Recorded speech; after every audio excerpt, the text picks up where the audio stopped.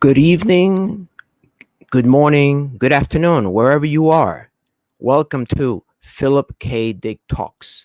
My name is Danabella, and I'm the organizer and founder of the Philip K. Dick Festival. Every month, we feature Philip K. Dick Talks with guests from all over the world. And today, I'm very happy to have Anthony Peake, a writer of close to 12 books. Welcome, Anthony. How are you? Hello. I'm very well, thank you. And you? Very, very good. Here under semi-lockdown here in New York City, but hopefully light is just around the corner. Hopefully so. Let me, for those who are not familiar with Anthony's work, Anthony Peake is an author and speaker on the borderline states of human consciousness. Since his college days, Peake has been deeply interested in quantum mechanics, neuroscience, and the esoteric. His first book, Is There a Life After Death? The Extraordinary Science of What Happens When We Die, was published in 2006, wanting to sell over 60,000 copies worldwide. Since then, he's written 8 books, co-authored a 9th, co-edited a 10th. These include The Immortal Mind, Science and the Continuity of Consciousness Beyond the Brain. This is a joint project with Professor Ervin Laszlo. Then The Labyrinth of Time, where he develops a new radical concept of time, Opening the Doors of Perception, which takes the work of Aldous Huxley and updates it using the latest information from such seemingly unrelated fields as quantum mechanics, neurochemistry, and consciousness. And lastly, A Life of Philip K. Dick, the man who remembered the future. This book, however, is a departure from his previous works in that it's a mixture of both biography, literary criticism, and psychological and neurological analysis. Welcome, Anthony. What an introduction. Well, it's very rarely do I have a really an opportunity to really speak with someone like yourself because I share many of your interests. So when I came out, I back in 2011 or 2012, I came across your book, The Labyrinth of Time, and I just recall that when I picked it up, and after watching it, I was floored by the book. I had to watch and had to think for a second because some of the theories and concepts you were playing with were definitely very advanced, and in a way they resonated with what I had been thinking. So I'm glad to have you here. And today, however, we'll be talking about Philip K. Dick, someone whom I think we all share. There's a certain kindred spirit we all share with. Tell us a little bit about your background and how you came to write this book. Well, I've always been interested in science fiction. It's something that has carried on right through my life from my early teens. And I first came across the writings of Philip K. Dick probably in the late 1960s. And I've always been intrigued by his work and his writings. But I think, as with most readers of Philip K. Dick, it was only when I got older I really started to appreciate the nuances and the depth of his writing. For many years, I had, other people like Clifford D. Simmick and Kurt Vonnegut and various other people.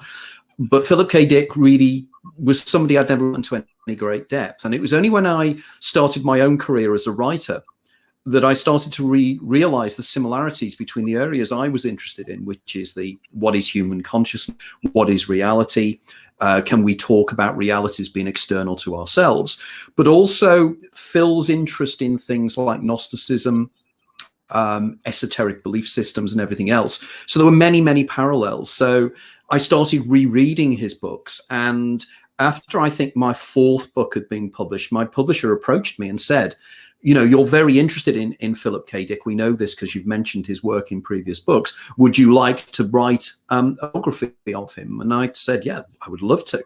And then I started really then drilling into Phil's life. And this was the result of A Life of K. Dick, the man who remembered the future. It's very interesting. I remember when before I even knew about Philip K. Dick, there was something about the name that drew me. And many of the people that I've spoken with say, your interest in Philip K. Dick is not a logical interest. It's almost like the spirit or the current of that he embodies is inviting you to join his universe. And that's how I personally feel. It became very interested in Philip K. Dick and reading about him. Um, what have you? What are your thoughts on the adaptations that have been made from Hollywood based on his works? Very well, generally very impressed, to be honest. I have to say that the films, all of the films, for different reasons, I've enjoyed for different reasons. Clearly, Blade Runner was exceptionally good, but other movies that are based upon it, you know, Minority Report, various other movies as well. All of them, I think, managed to get across in many ways the otherworldliness of Phil and his work. So I think has done a fairly good job, and I think it's only very, very sad that he never really got to see any of his movies, except I think he saw the trailer of Blade Runner, but that was it. Other than that, he didn't see how he was going to become a cult, and indeed how he was going to be the precursor of such movies as The Matrix and various other films. So clearly, he had been clearly influential in so many movies, and you see his themes in everything these days. Absolutely everything. It seems that he becomes more relevant with every passing year, which is usually the opposite of what other authors experience.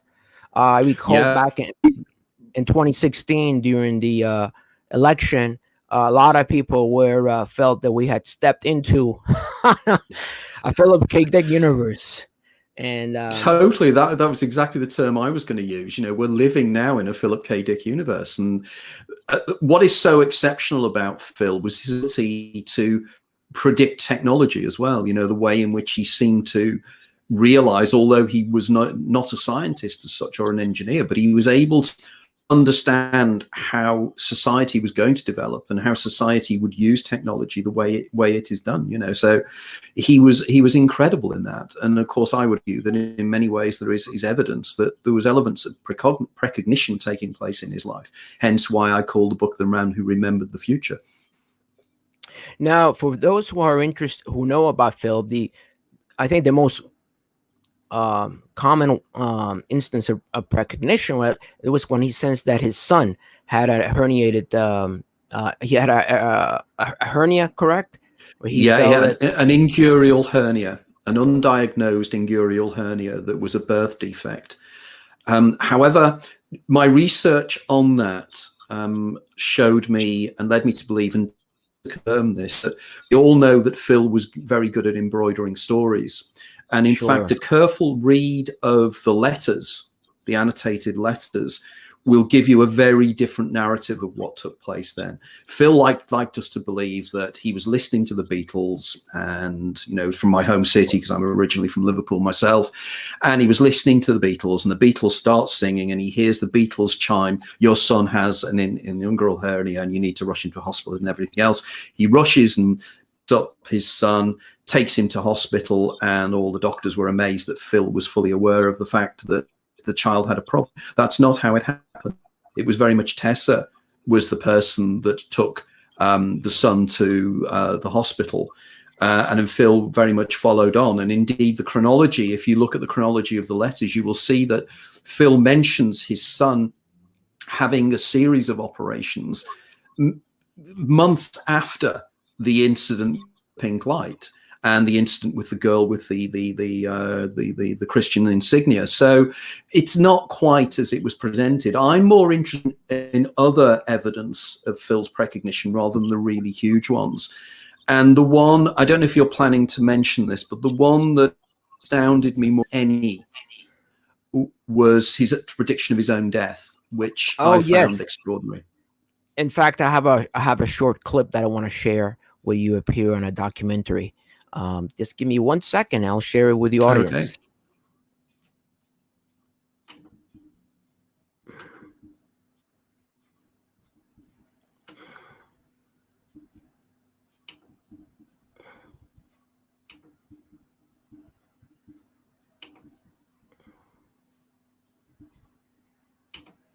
Oh, that's me. Tessa experienced the radio coming on when it was unplugged. Now, Tessa could have been hallucinating as well, but then if Tessa and Phil were both hallucinating, we have a folie deux here. It was sort of the last bit of evidence that convinced me that this really was happening. I am the infinitude of the void, and you know me as I am. Do you believe what you saw? Do you accept that where the infinite is, I am? And where I am, there is the infinite? I said, yes. God said, and your theories are infinite, so I am there. One of the most peculiar elements of evidence of Phil's precognition was a letter that Phil wrote in, I will confirm the date here, on May the 9th, 1974. And in a footnote, he writes the following. I was up to 5 a.m. on the last night. I did something I never did before. I commanded the entity to show itself to me. A sort of dreamlike period passed, then of hypnagogic images of a stark, single, horrifying scene. Inert, but not still, a man lay dead on his face, in a living room between a coffee table and the couch.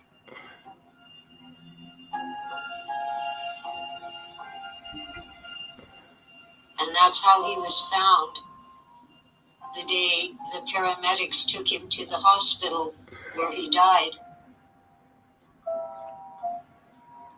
And I can't explain any other way than to say that he remembered the future.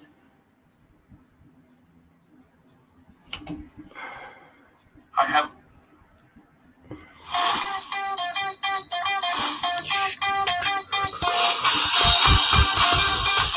You ever hit rock bottom?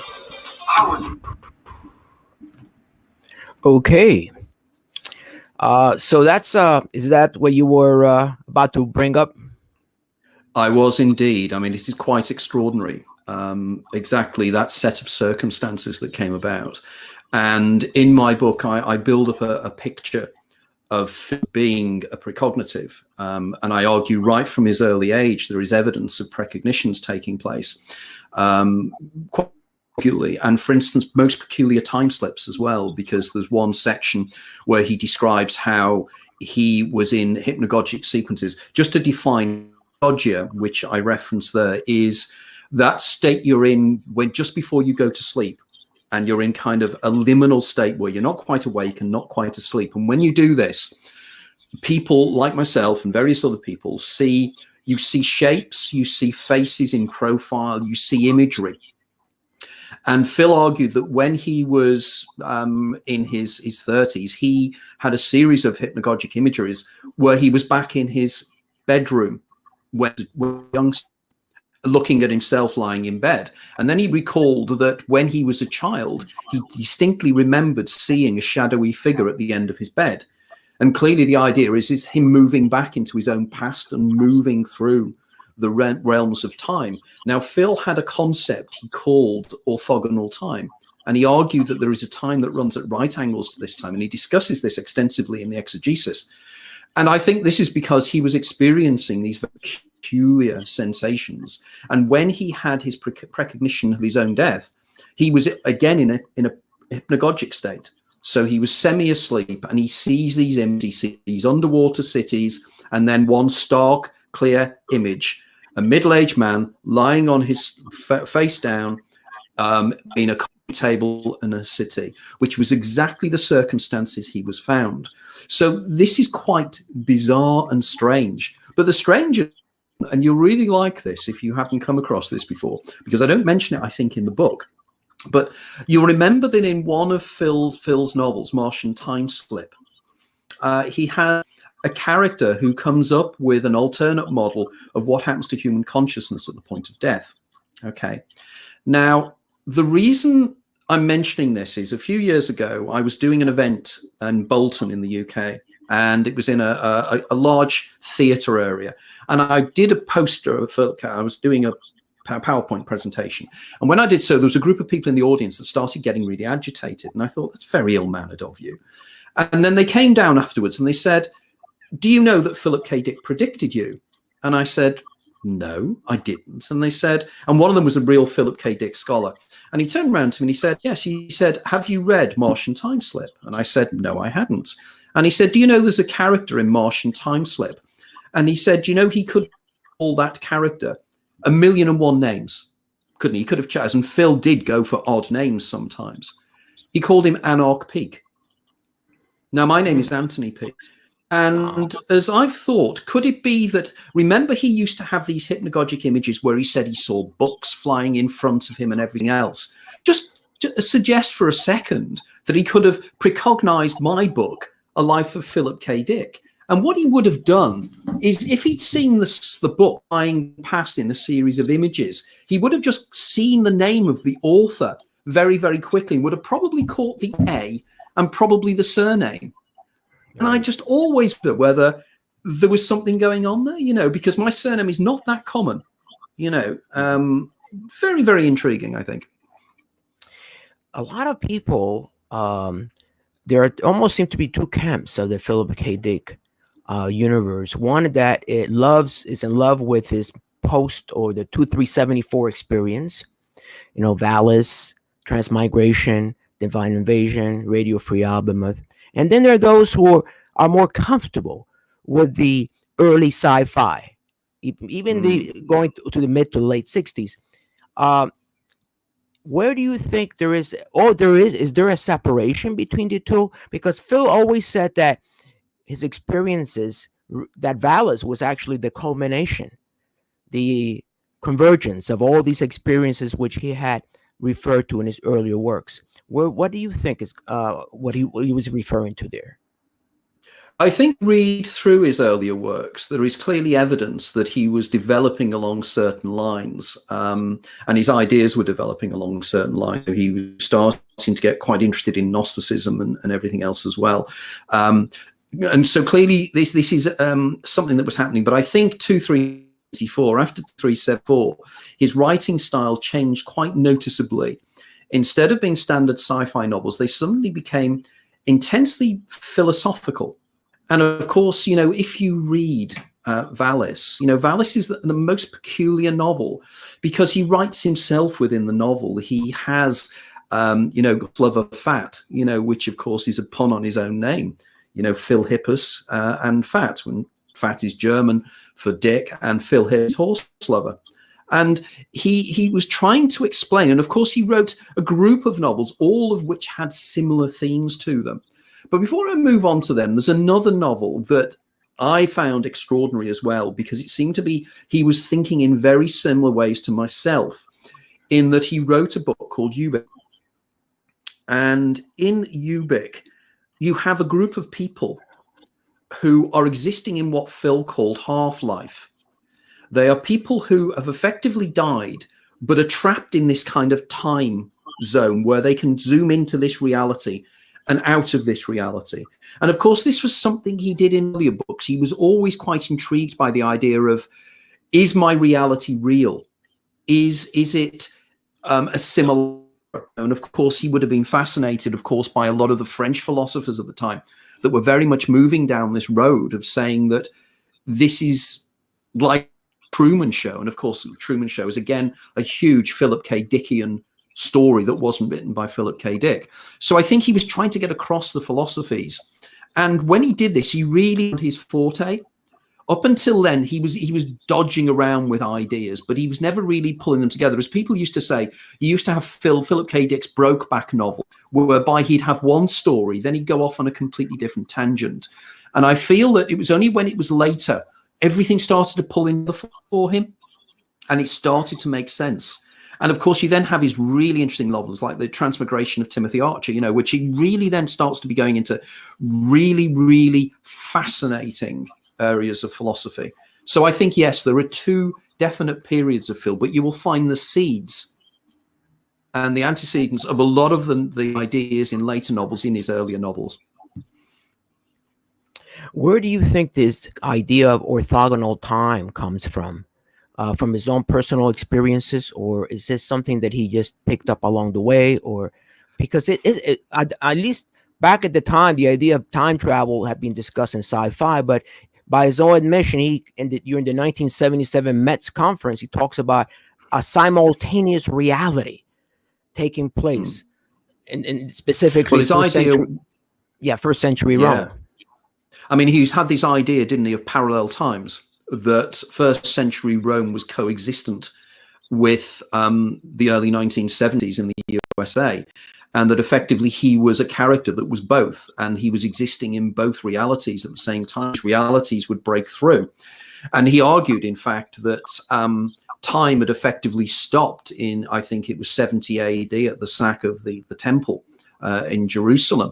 And that time had stopped then, and we'd been living in alternate times since then. And of course, he'd followed up on this alternate line, you know, the man in the high castle, you know, again, you know, the ideas here that he was using, you know, that there's a parallel existence whereby there's an existence where the Axis powers won the Second World War, and that the western coast of the United States is under the power of the Japanese, and the eastern coast is under the Germans, but time breaks through. Now, I think the argument with this is Phil was phenomenally well read.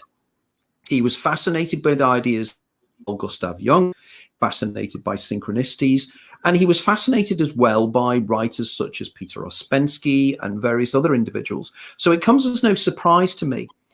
His approach to time is very, very intriguing and interesting. In fact, one of the things that never ceases to amaze me is that he never came across writings and the plays and the novels of a British playwright called J.B. Priestley. And in fact, I've written a book on J.B. Priestley subsequent to writing on Philip K. Dick. And I think both of them had similar ideas in terms of, and I would love to believe that it's some alternate universe that the two of them would have met and had a fascinating conversation.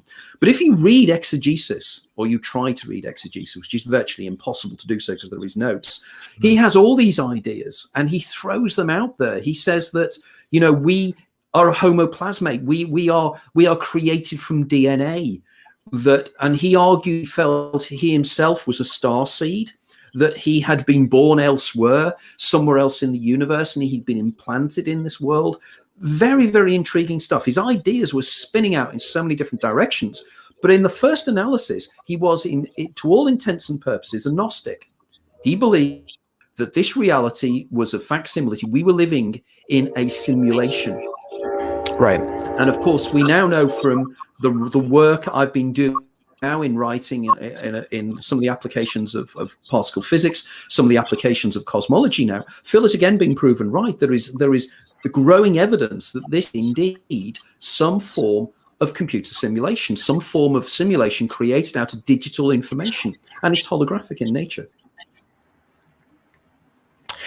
Philip K. Dick believed that there well, one thing about I find that it's distinctly different from, let's say, other writers, or even is his lack of dogmatism, because even in the exegesis, he will often change his mind or change his model of the world from page to page. So I think the one thing I like to give him credit for is that his question of reality, his relentless questioning, was a hallmark.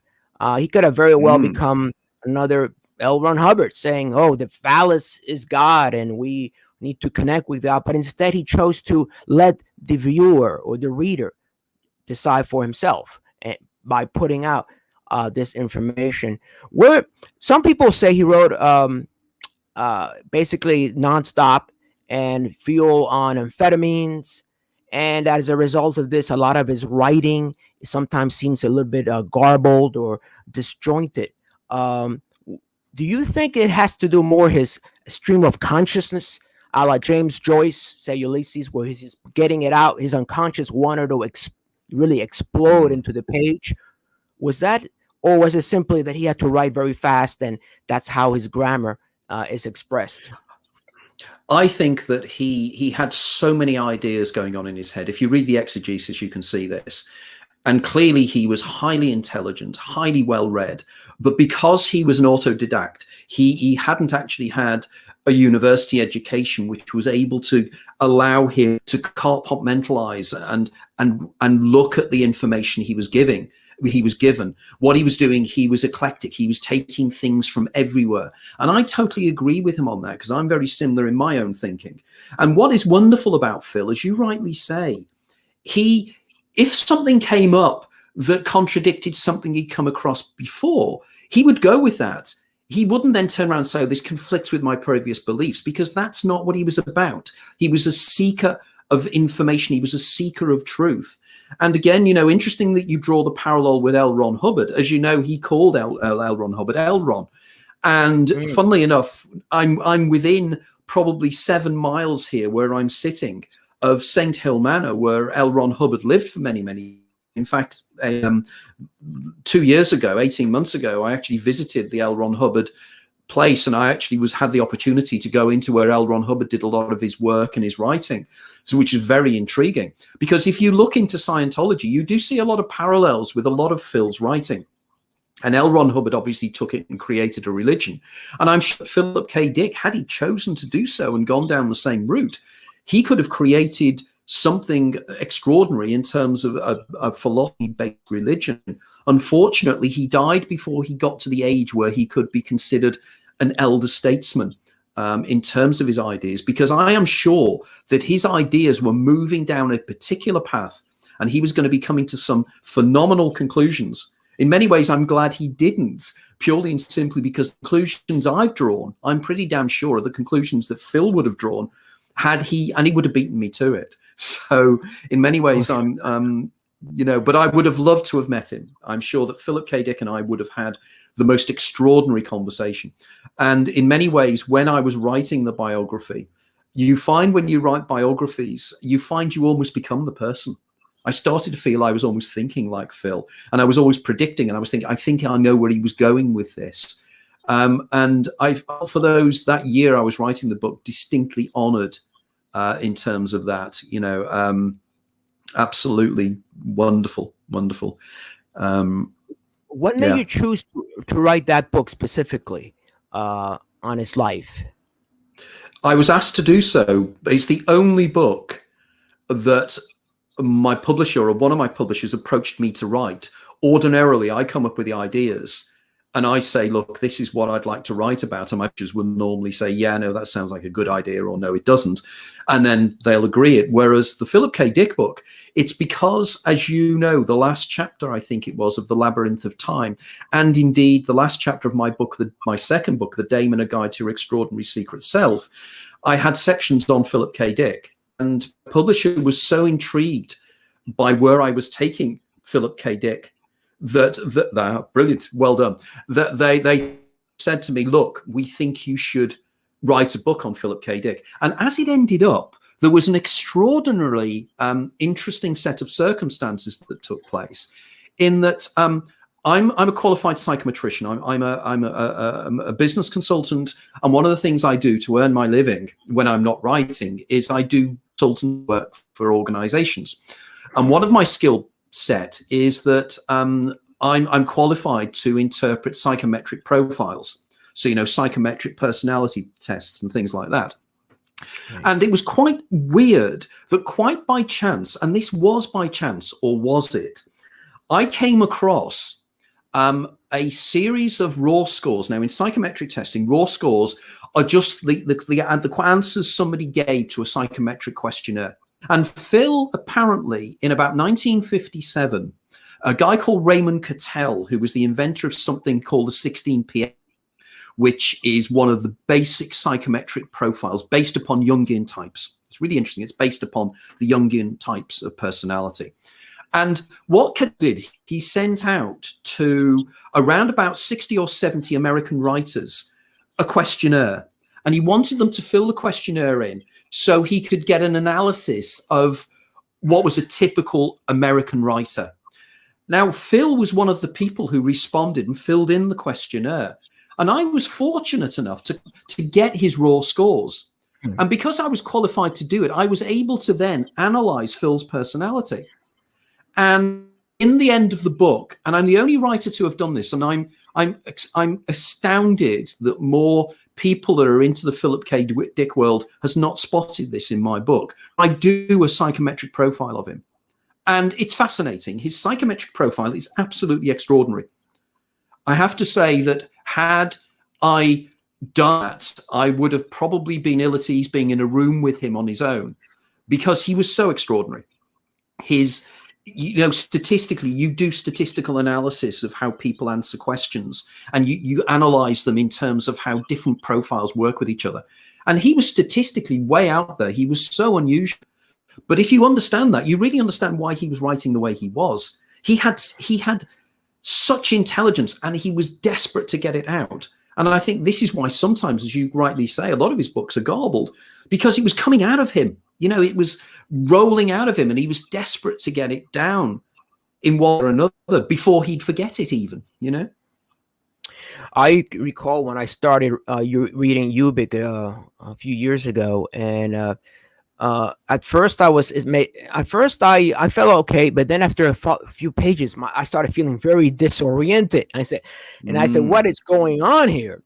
And I looked at the book, and I realized that he, in a way, I would refer to him as the James Joyce of consciousness, James Joyce of science fiction. Very good point.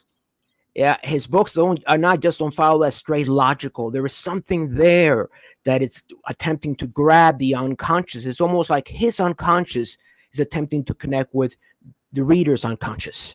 That's been my experience. That's interesting. That I agree with you totally on that. I draw the parallels because, in my book, The Labyrinth of Time, I have sections on James Joyce. I have sections on various writers that have written about time. And of course, Joyce has this amazing form of writing, a little bit like Virginia Woolf. It's kind of a stream of consciousness where you get the inner narrative of somebody and what they're thinking. And of course, when we think, we don't think linearly. Our mind goes from place to place with ideas. And this is what Joyce does. And for instance, and I know that Phil would have loved this, that if you look at James Joyce's book, Finnegan's Wake, it's very Phil K. Dickian. And it's very Phil K. Dickian because it does certain things that Phil does. For example, it likes verbal puns, because if you look at the title, it's Finn again awake. It's Finnegan's Wake, but it's Finn again awake, because talking about is the eternal recurrence, the eternal return, that life rolls back on itself and you live the same life over and over again. And if you read Finnegan's Wake, you'll notice that the last line, round river run, round something, through something vicus to, and then it stops. And then the first line of the book is round Howth, again, everything else. And it continues. And that's exactly the kind of thing that Phil would have loved doing. He, in his only fictional work, he tried to do this. He tried to come across this kind of inner narrative and dialogue. And of course, publishers weren't interested, because this is not what they wanted from Philip K. Dick. But he wanted to be taken seriously as a writer. And I knew that he so much wanted to write the great novel. And I think in many ways, he managed it in Ubik in many ways, because there is so much cleverness in Ubik. There are puns, there are games. And as I said, we have these people living in Half-Life, trying to communicate with people who are living in this existence and manipulating the reality around them. And of course, this is again the idea of levels of reality and levels of perception. And of course, this is what he would argue. Ursula Le Guin, a good friend of his, actually referred to him as our own homegrown Borges, the famous totally. Yes. Totally. That was Ursula Le Guin, wasn't it? Yes.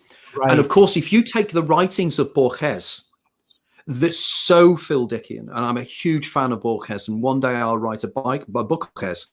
And if Borges had ever come across the writings of Philip K. Dick, again, there would have been fascinating cross-reference here, because Borges worked with ideas, he worked with magic, he worked with, one of his books, The Garden of the Forking Paths, is an idea that, there are multiple realities and you choose the reality you follow in one way or another. And again, Borges used to write Gnosticism.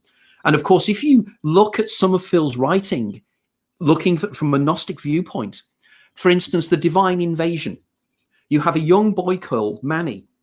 And Manny is God, that he's forgotten he's God. He is an embodied God within this world. And Phil, though, was talking about something that fascinates Borges, and it fascinates me, the concept of amnesis. the concept that we are all one entity, and Phil used to argue this as well, that we are all one consciousness experiencing itself subjectively. This is the thing that Bill Hicks talked about in one of his famous monologues.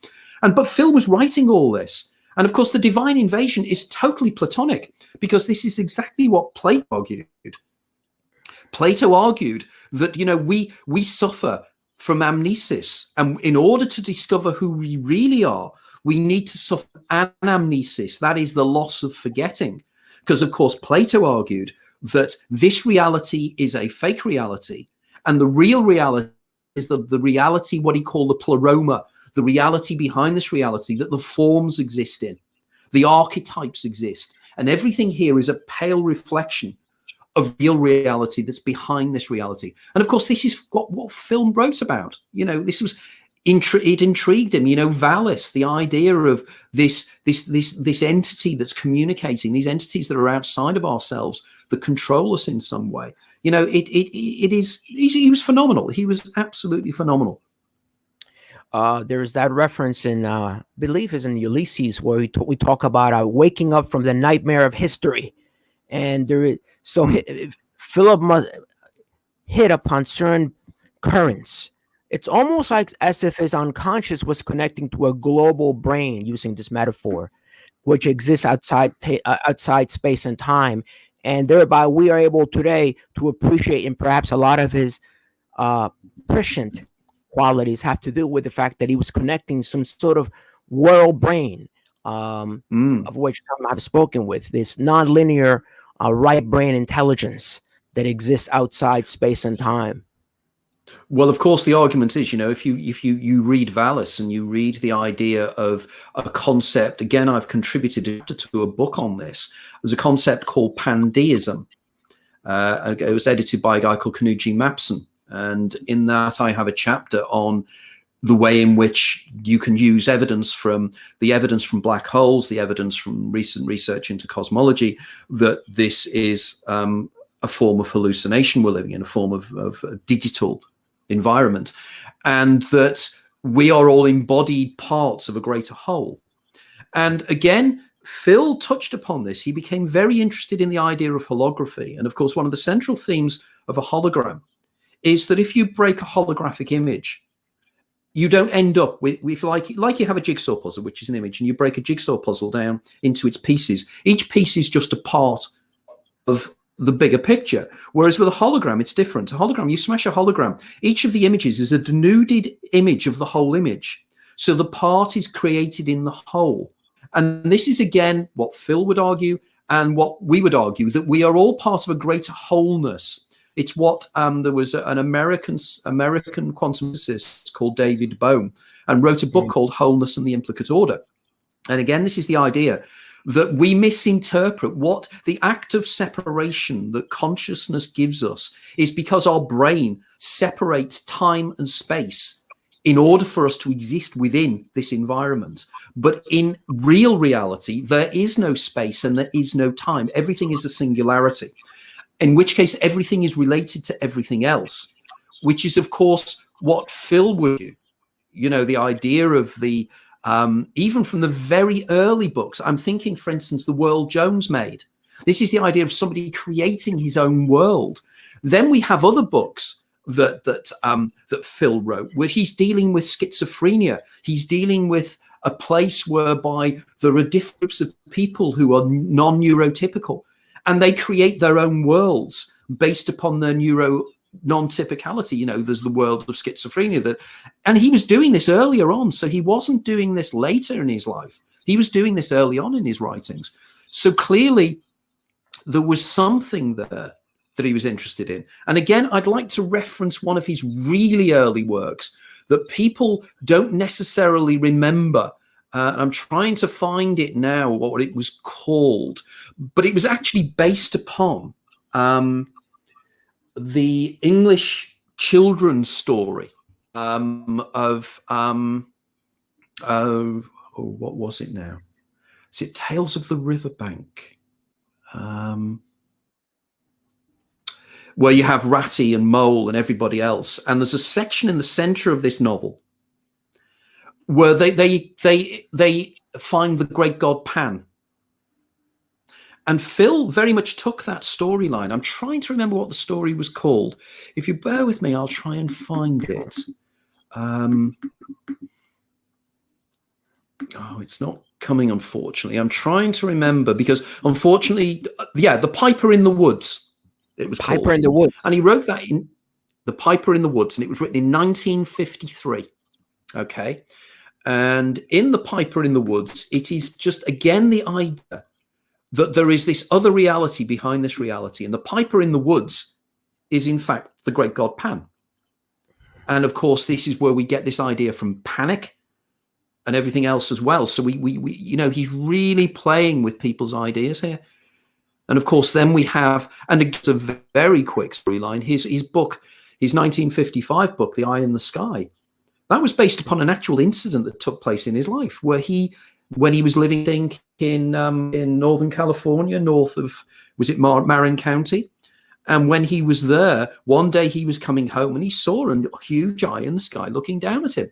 So an awful lot of Philip K. Dick's novels are based upon actual events. For instance, one of the things that my research told me, and it was really quite intriguing, but when he was living in Marin County, his wife at the time, I think, got involved in a very famous book of contactees, UFO contactees, who the book When Prophecy Fails was based upon. They were a group of people that thought that aliens were going to come down and take them away. And again, you know, Phil was a part of this world, and he took all these ideas and tried to get them into his novels in so many ways. You could have so much fun just tracing the influences of Philip K. Dick in his novels, because it is extraordinary. The Eye in the Sky experience, as I recall, was one of the first experiences that it's where he actually consults with the priests about it. He's so concerned about seeing something in the sky that is clearly of a demonic or dangerous nature, that he goes and speaks to someone about it. Is this correct? I mean, No, it's correct. I mean, Phil was always quite theological in his approach, and I know that, you know, he was an Episcopalian by belief system, and indeed that was why his relationship with Bishop Archer, you know, was right, and everything else as well. So he was very much interested in these kind of aspects, and of course his reading of Christianity was particularly of interest to him, because of course if he argued that the world had stopped at 70 AD with the Roman destruction of the temple, that was at the time that you had the Essenes, had the Dead Sea Scrolls being written, you had the early Gnostics coming up arguing that the world was a creation of the being called Yaldabaoth, or the Urge. Right. And of course, again, if you start reading a lot of his books, you will find that I mean, Simulacra, these 1963 books, Simulacra, this again is the idea of things, human beings not being human, or in facsimiles of human beings. And of course, that wonderful that they did a few years ago, where they created this head of Philip K. Dick, didn't they? Which was quasi-robotic. Oh, yes, David Hansen. Which they lost, which was lost, wasn't it? Somebody lost. Festival. That's right. Philip K. Dick has they're definitely, well, what do you make of him? I mean, because what I see in Phil is sort of the vanguard of what's happening to a lot of us personally, at different levels. That is, he, as a result, is almost an expanded perception of reality. Perhaps he went all the way in and saw what's out the other side.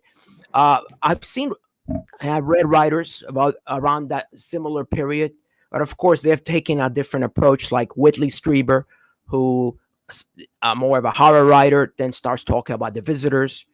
But even someone like Toynbee, Arnold Toynbee, Colin Wilson. Yes, he mentions it was one moment in time when he was sitting at a certain battlefield. He felt he was that second he was transported back in time. He felt he was no longer. And so are we talking about? Yeah, just on Toynbee. Yeah, it was in Phaselis. And it was the battle there that he took place. And Toynbee again had the huge time slip.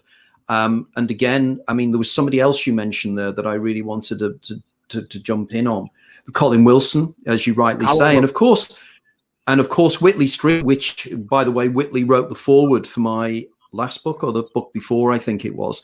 And again, you look at the parallels with Whitley Strieber and Philip K. Dick. You know, Whitley Strieber effectively had his own 2374 events in upstate New York when he had his encounter with the visitors. And again, you know, there are people that knew Whitley that actually knew Phil as well. You know, so there are overlaps there. And clearly, you know, when people are writing fiction, a lot of the fiction comes from them. And I would argue that an awful lot of the fiction that Phil was writing was actually, and this is where it gets very interesting, a lot of the fiction that Phil was writing was sourced from his own future. In other words, Phil was writing novels based upon events that were going to happen in his own future. For example, there is an incident in, and I'm trying to remember the novel now, unfortunately, because I'm right in the middle of writing another book at the moment, and I wrote the Phil book about 7 or 8 years ago, and I haven't had the chance to, because today I haven't had the chance to read up on it. But as I recall, I can't remember the novel now, but there is a novel he wrote in the mid-1960s, I think it was. And in the novel, he had a scene where the major character was in an all-night gas station. And when he was in the gas station, a black guy comes over and asks for some money, and the character helps him. Phil then found himself many years later in a all-night gas station, and the events that he wrote about in his novel took place. And as he said, he started to live the things that he had written about in his own past. Now, again, in my book, The Labyrinth of Time, I give many, many examples of this, of writers who encounter elements of their own stories in future. Now, this is intriguing. What is taking place here? Does this mean time is circular? Does it mean, as I argue in my hypothesis, Cheating the Ferryman, that we all live our lives again? In which case we have future memories. And this is why Phil had memories of the future, because he remembered from last time what he did. And again, one of the writers that Philip K. Dick was very intrigued in was Peter Ouspensky. And Peter Ouspensky believed that we all lived our lives over and over again. And indeed, Ouspensky spent the last 6 months of his life, the Russian philosopher, traveling around Europe, trying to stimulate memories from his past life, because he knew he was dying and he wanted to re-stimulate the memories because he knew he was going to go back to live his life again. And I believe this in many ways Phil was a classic example of this. Phil, I also argue, had another element of my hypothesis, which I call the Daemon. And the Daemon is the part of you that remembers that you've lived this life before. It's the voice in your head. It's the thing that knows. It's your game player, in effect. It's the game player that's played your life many, many times. And Phil was very open. This game player in Phil's life, for instance, when he was doing exams, when he was at OJ school, I think it was, when he was a kid, and he couldn't remember the answers to the questions, and a voice in his head told him. And this voice in his head carried through his life. The voice warned him and helped him. And this, of course, is the central concept of what Valis is. Valis suddenly manifested in him, and Phil interpreted Valis as being, I don't know, something out in space.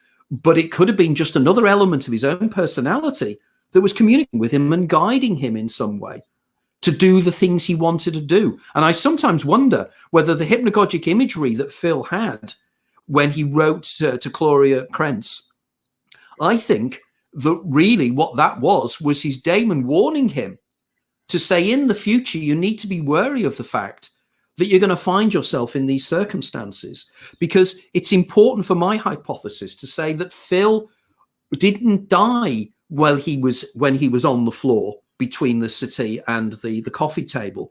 And Tessa confirmed this to me. Although he'd actually had a massive stroke, because he'd been having these ischemic attacks, right, he remained semi-conscious. And Tessa told me that, you know, that she visited him on the weekend before he died, and he was conscious because he was looking at her and trying to speak to her. So he would have remembered the circumstances of his own stroke, and they would have become part of his memories when he lived his life again, or memories of his daemon. And his daemon was the one that said to him, Phil, you need to be careful. This is what's going to happen. I can't communicate fully, but this is what I need to warn you. And if you can avoid doing that, you'll survive and you'll live greater than 51, 52 years of age, which what he was when he died.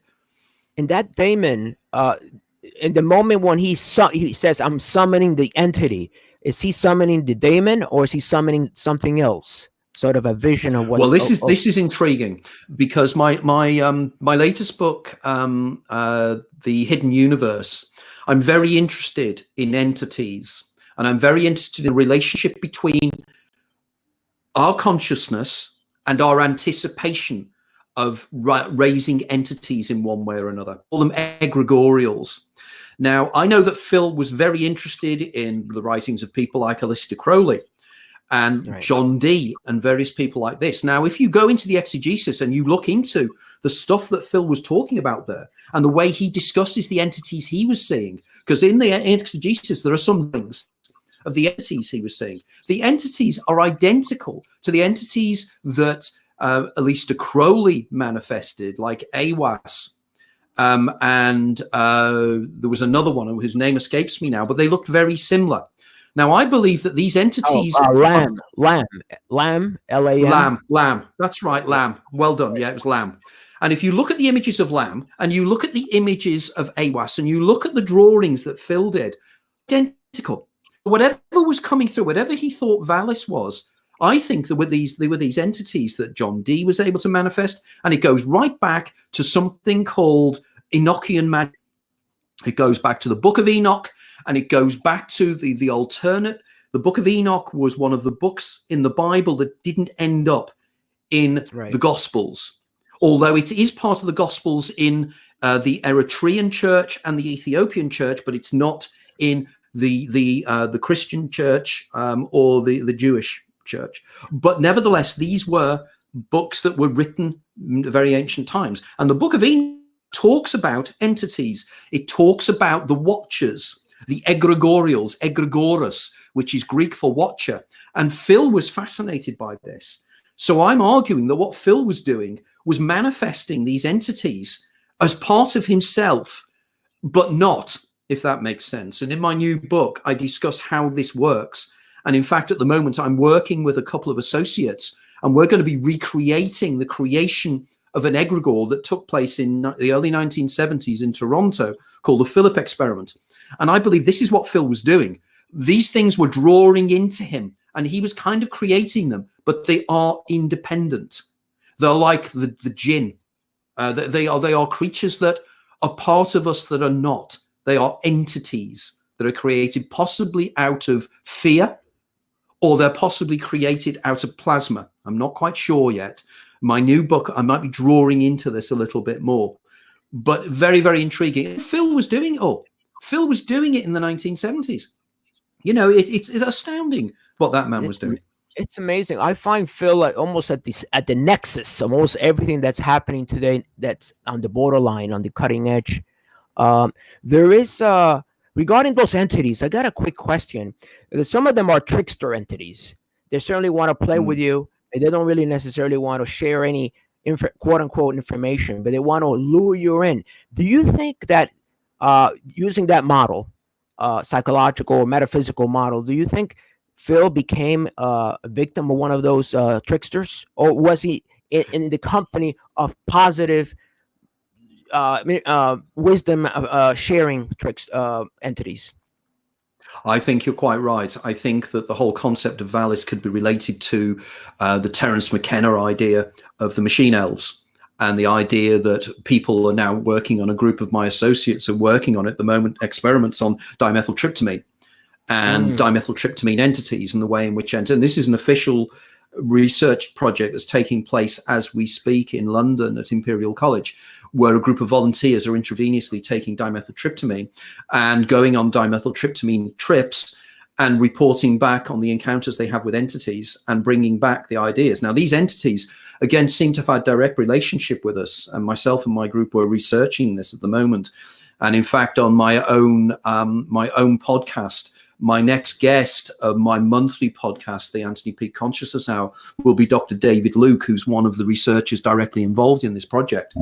And it just seems that the entities play with us. It seems that they seem to be a kind of quasi-malevolent part of our own psyche in some way, but they do seem to be independent as well. And this is the kind of the feedback mechanism. And I think that there's a direct linkage here. And I think if you look back to the work of the French anthropologist, the Belgian anthropologist, I should say, Alexander Neil, who was a lady that traveled in Tibet in the 1920s, she created a tulpa. And this tulpa became independent of her group. It was originally a very friendly, smiling little Buddhist monk, but then it became evil. And they had to destroy it. They had to get rid of it. Now, I know people that are in my group that know they've been able to create these entities. I work with people who work within the modern magical traditions. And they're telling me, you know, that, no, you're quite right, what you're talking about. And we know that Phil was interested in these magical traditions. So, yes, because maybe he, and I know that Amok, he became involved in that for a time.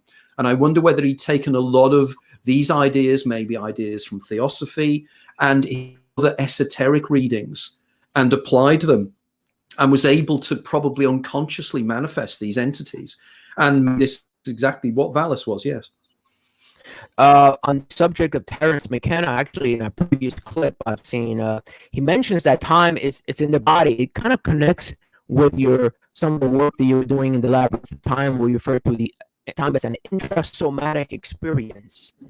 So it's no surprising that a lot of these DMTLs and Terence McKenna, Philip Dick, in a way, are connected under that same umbrella.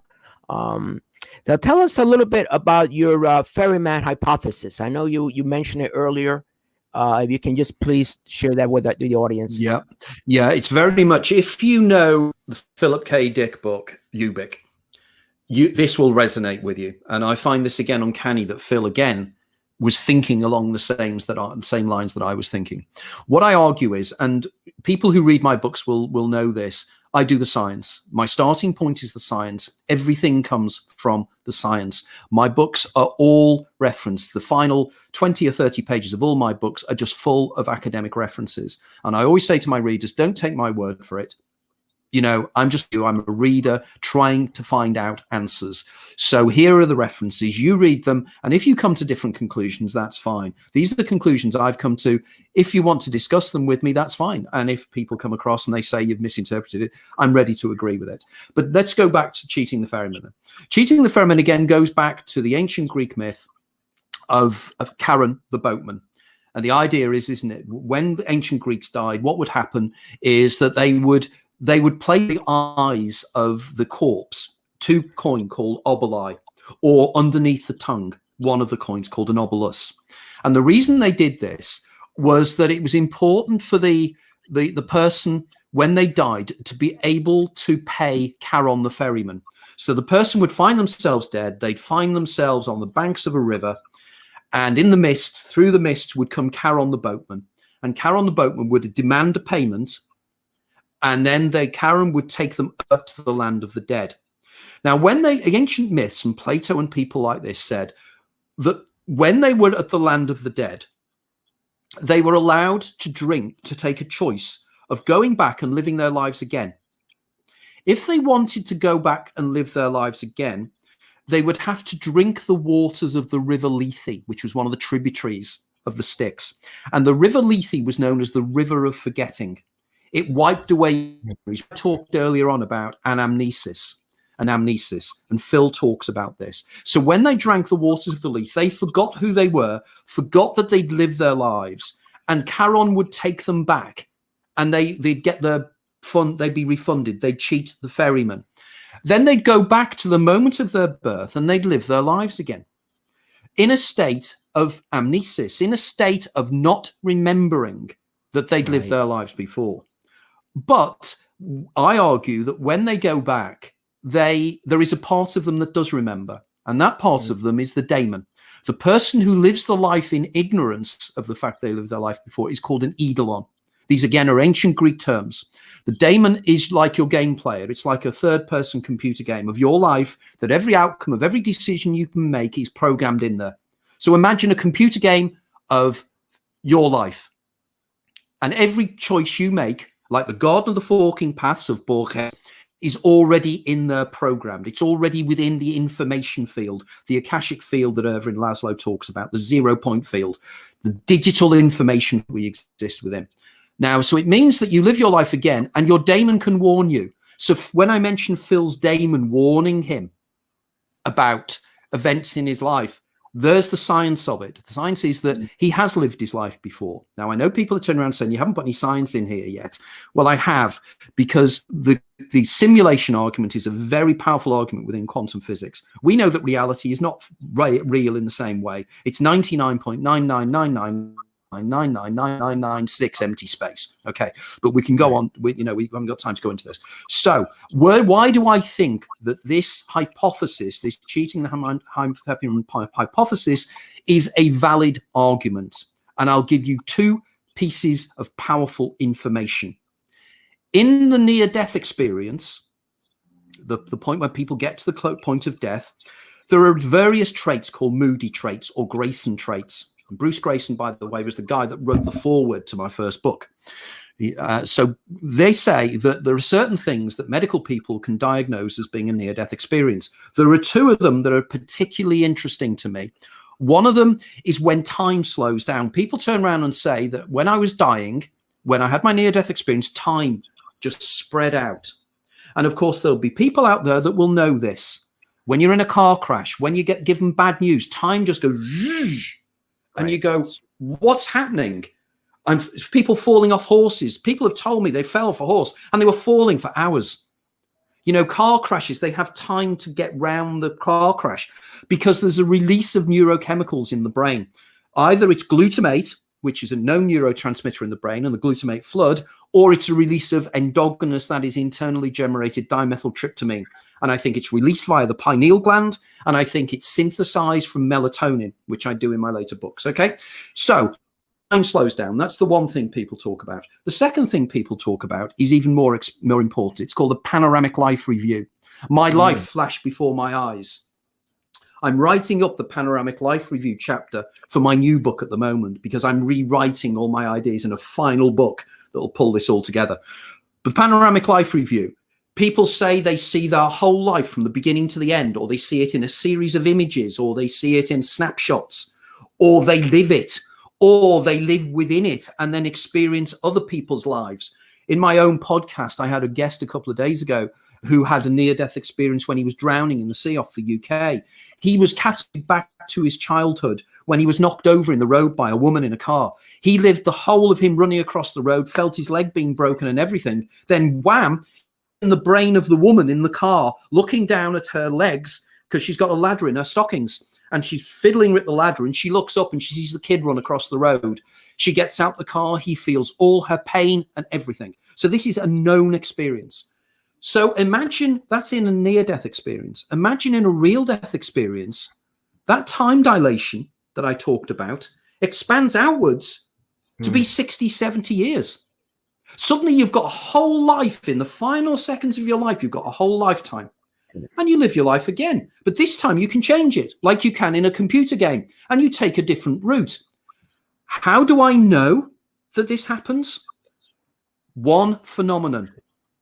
Well, there's precognition, which is one thing where people can precognize the things that people have past life, future memories that Phil had and various other things. But the most important factor is a known phenomenon that 70% of human beings will experience at least once in their lives. Deja vu. Deja vu, or more technically, deja vécu, already lived, is evidence that you have lived this life before. It is not the explanations you get in neurology. Do you know there are 72 explanations in a latest book about deja vu? Mine is one of them, by the way. It's in the book. It's in the academic book on it. Most people will quote the Efron thesis. It's called the visual pathways, the idea effectively that one eye sees something a split second before the other, and you get the feeling of double vision, and you get the feeling you've lived it before. That's not a deja vu. Anybody that experiences deja vu, no, it's not. You know what's going to happen next. People who have precognitive deja vu experiences where they know what's going to happen next. It's just they can't communicate it. So what is deja vu? It's your remembering that you've lived this moment before. Other people turn around and say deja vu is evidence of reincarnation. Stop and think for a second. If you have a deja vu sensation now, you're not, and it's something in a past life, you wouldn't be in a studio in New York wearing the clothes you're wearing. You would be wearing medieval clothes, or you'd be wearing Victorian clothes or 1920s clothes. You're not. If you have a deja vu sensation now, you're you in your wearing your clothes because it's you now. And that's the most important point. And people miss that point. So cheating the ferryman effectively are that we are living our lives again and again and again. If you get deja vu, that is what is happening, or deja vu. And you get warned. And the reason why, and this is an interesting statistic, the older you get, the less deja vus you get. And this is a mystery to psychologists. Not to me, it isn't. It's logical. Because the more you move through your life, you're going to get to the point you died last time. And when you get to that point and your daemon saves you and you continue, that life is completely new to you as it is to your daemon. So it's new. You're not going to get deja vus anymore because you've not lived it before, if that makes sense.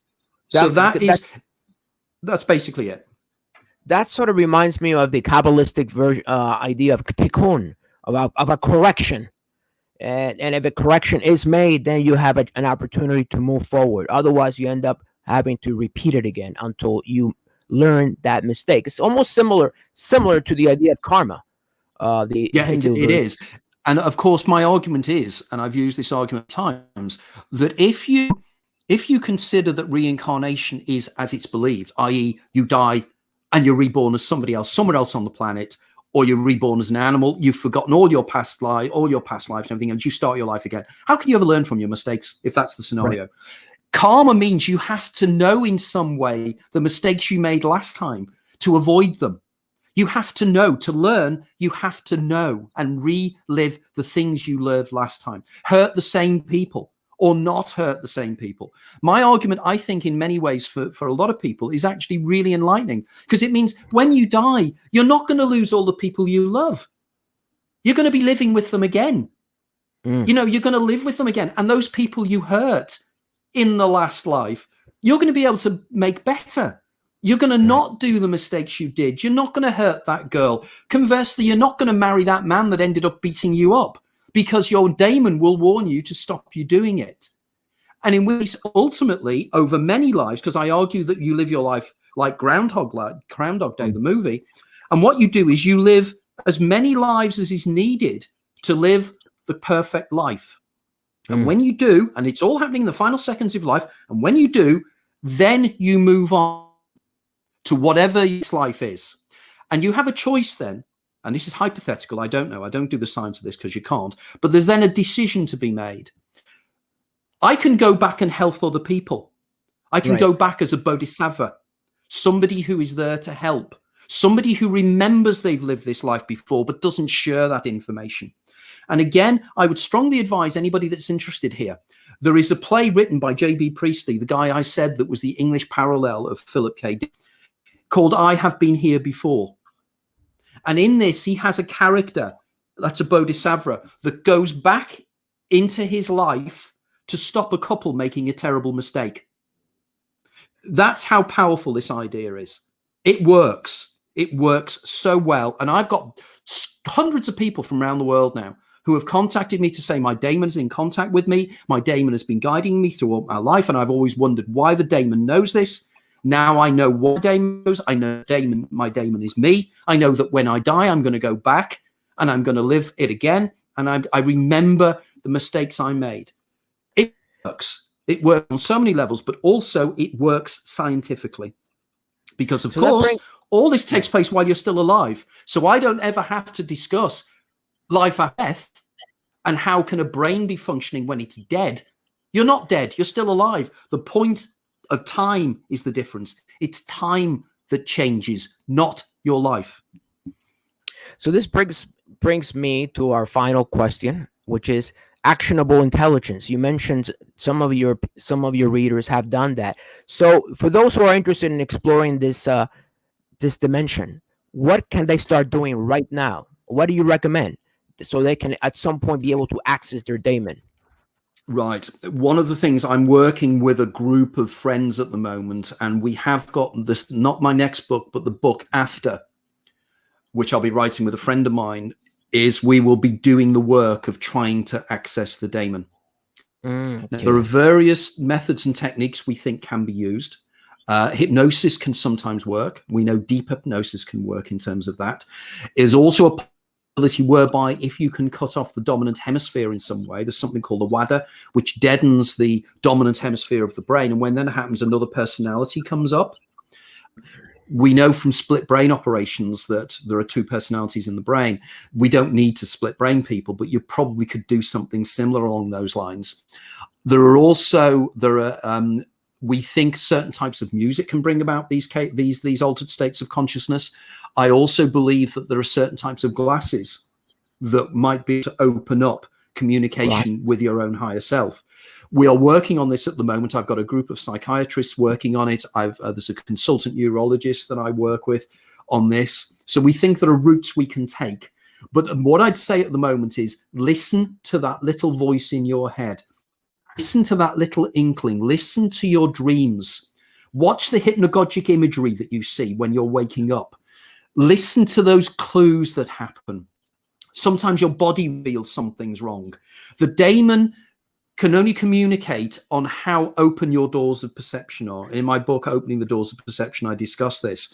So you need to allow your daemon to come through. Some people's daemons speak to them. Some people's daemons just give them clues. Just listen to that little voice. Just watch the clues. Watch the synchronicities. Sometimes synchronicities are linked in some way. These are the clues you need, but we really need to work on this. And I think the next book will be the one that will really, not the book I'm writing now, but the next book, which will be a how-to book.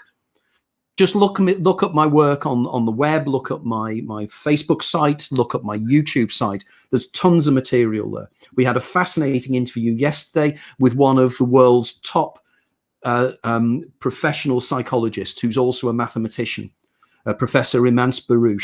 And we were talking there about reality, about quantum physics, and about the way in which materialist reductionism has not got it right anymore. We need to move out of this, and we need to start thinking differently about how reality really functions. Fantastic talk, Anthony. I couldn't ask for better. I mean, it's for those who are interested in learning more about your work, and specifically, I do recommend all the people interested in Philip K. Dick read this book, because it's not just another recount of his life. Anthony explores other dimensions that other writers don't talk about, but are very important to your understanding of Philip K. Dick. Anthony, I have here your website here. Is this a good place for people to It is. to reach out? Yeah, that's the great place. My books are available. You can order them in bookshops. My books are on Audible. I've read my own books on Audible. They're on Kindle. You can get them on Amazon. You get them on bookshops, or you can order directly off my website where you want signed copies. And if you want me to give a dedication, I will do that. The main cost will be the postage cost, but I only charge the cost of the book, nothing more. Also my YouTube site, my new YouTube site, which you can find by just going onto YouTube and just putting in Anthony Peake. Also Facebook, if you go into Anthony Peake on Facebook. And I'm also active on Instagram, which is Cheating the Ferryman 54. So just go for Cheating the Ferryman. I'm the only Cheating the Ferryman guy on there. But as a word of warning, one of the things in terms of the Philip K. Dick book, part of that book I didn't write. There's some of the starts of the introductory of each chapter is a historical perspective that was written by the editor, and the editor, it was beyond my control, and there are one or two historical errors that have creeped in there that I wasn't aware of, that we're hoping to try and change in the second edition. As I recall, for instance, the editor said that John F. Kennedy had been shot in Dallas rather than Houston. That's not my work, so please don't criticize me for that. That was something that somebody else put in, an over editor. But the rest of the book please read it. It does take a very, as you say, it takes a very different approach to Philip K. Dick, and I think a valid one, a valid one. Alice one. So Anthony, hopefully we can resume this conversation. We're doing, as the some many of our viewers know, we'll be doing our Philip K. Dick Film Festival in July. So I'd like to bring you back during that week when we'll be doing, so we can find out more about how to reach our inner Daemon and I would love to. Other works that you're working with. Anthony, I would love to. That would be wonderful. It's wonderful. Thank you very much. We'll definitely enjoy the rest of your day. Thank you very much. Okay. Okay. Bye-bye. Bye. Cheers. Bye-bye. Bye. Bye. So that brings us to another end of the Philip K. Dick Talks. Thank you for being with us. Please subscribe to the YouTube channel. We're growing this channel so we can continue to bring guests like Anthony for you to see. So again, thank you for being here, and we'll speak to you real soon. Bye-bye.